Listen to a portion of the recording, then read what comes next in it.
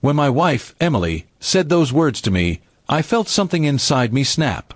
You're not my owner, so you can't ask where I'm going. It wasn't just what she said, it was the way she said it, cold, dismissive, and full of arrogance. We had been married for 6 years, and I had always trusted her. I believed in giving her space, respecting her independence.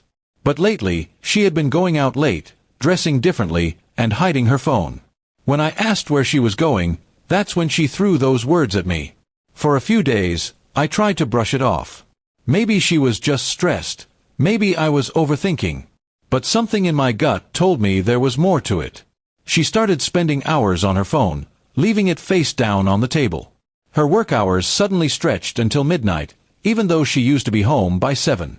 When I asked about it again, she just laughed and said, "You're getting paranoid, Mark. Don't start acting like a jealous husband." That night, I couldn't sleep. Every little thing started making sense. The sudden perfume that wasn't hers, the text she hid when I walked into the room, the quick shower when she got home late. I decided to stop asking questions and start looking for answers. The next day, I called a private investigator. I gave him her schedule and told him to follow her discreetly.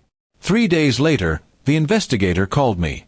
His voice was calm but serious. "You might want to sit down for this, Mr. Hale," he said. He sent me photos, my wife having dinner with a man I didn't recognize, holding his hand across the table.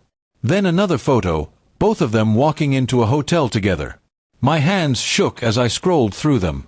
The proof was right there.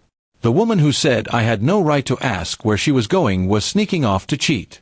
I didn't confront her right away. Instead, I decided to play along. I wanted her to think I was still clueless.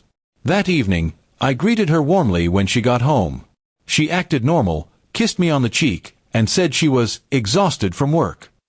I smiled and said, "You should rest, you've been working so hard lately." She nodded, unaware of what I already knew. For the next week, I quietly gathered more evidence. The investigator sent me photos, videos, and even call logs. It turned out her colleague was a married man named Daniel, someone from her office.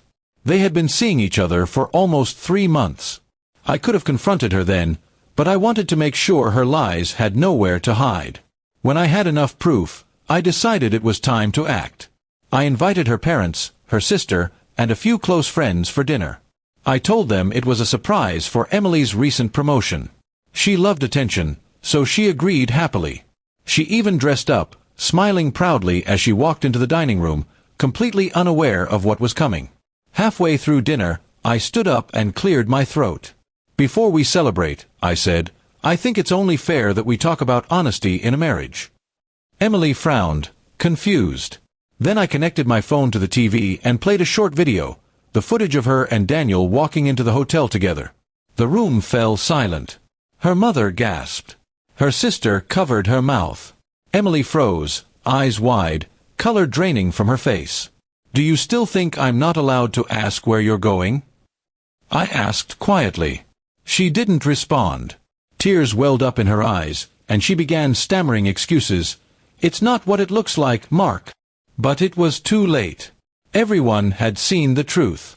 The woman who once mocked me for asking questions was now standing in front of her own family, completely exposed. After everyone left, she begged me to talk privately. She cried, said it was a mistake, that she didn't mean to hurt me. I listened, but my heart was done. I had spent years giving her love, trust, and respect, only for her to throw it all away for cheap attention. "You said I wasn't your owner," I told her calmly. "You're right. I'm not. And I never will be again." The next morning, I handed her the divorce papers. She didn't argue this time. She just sat there, quiet, defeated. I packed her things and set them by the door. She left without looking back. The house felt empty afterward, but strangely peaceful. For the first time in months, I slept soundly. A few weeks later, I heard that Daniel's wife had found out too. She divorced him and took everything in the settlement. Both Emily and Daniel lost their jobs because the affair violated company policy. It seemed poetic, two people who thought they were untouchable brought down by their own arrogance. Months have passed since then. I've rebuilt my life slowly. I focused on my work, my friends, and rediscovering who I was before all the lies.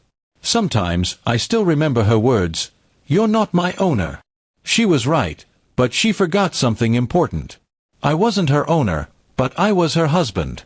And trust is the one thing you can't betray and expect to keep someone's love. In the end, her freedom cost her everything. My silence was my revenge, and the truth destroyed her better than anger ever could.